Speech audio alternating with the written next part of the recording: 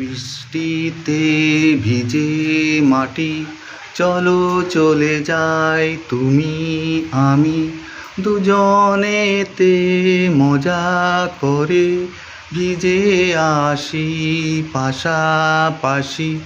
এই বৃষ্টিতে ভিজে মাটি, চলো চলে যাই তুমি আমি দুজনেতে মজা করে ভিজে আসি পাশাপাশি। এই বৃষ্টিতে ভিজে মাটি, চলো চলে যাই।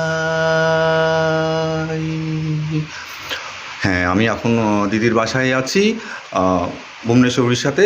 আর এবারকার পুজো আমি দিদির সঙ্গে সেলিব্রেট করব, দিদি জামাইবাবুর সঙ্গে। আজকে সকালে তো যেরকম মর্নিং ওয়াকে আমি বেরিয়েছিলাম, বাবা সবাই তো দেখি এত খুশি বলছিল। হ্যাঁ দাদা, আপনার কথাই মনে পড়ছিল। হ্যাঁ হ্যাঁ হ্যাঁ মনে পড়ছিল।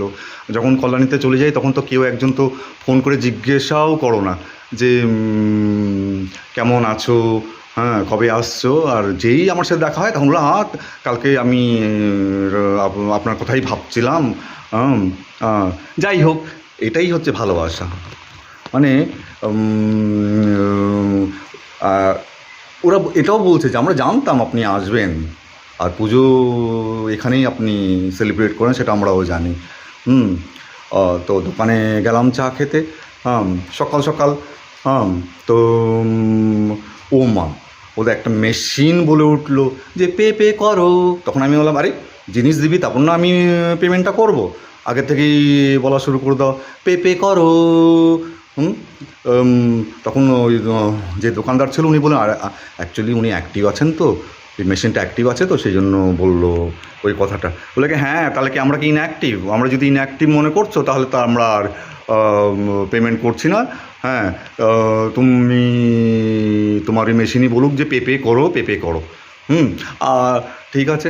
তো এতই তারপরে এই তো এখানে চলে এসেছি, তখন আমাকে একজন ওখানকার, যেটা আমি আগের ভিডিওতে আপনাদেরকে দেখিয়েছিলাম যে একটা ইন্টারভিউতে ছিলাম যে অ্যাক্টিংয়ের কথা, উনি বলছেন যে আরে তুমি কোথায় তুমি যে বলছিলে যে তোমার বোবার রোল দিতে, তোমার জন্য একটা বোবার রোল পেয়েছি। বললাম কি, আমি তো ভুবনেশ্বর চলে এসেছি, আপনি কেন আগে বলেননি? তাহলে তো আমি ডিফার করে দিতাম আসাটা। বলে কি, না তুমি আসো। তখন আমি করে বললাম ভিডিও কনফারেন্সে। তখন বলে কী বলছো? আমি বলি কি, কথা কিছু বুঝে নিতে হয়, সে তো মুখে বলা যায় না, সে তো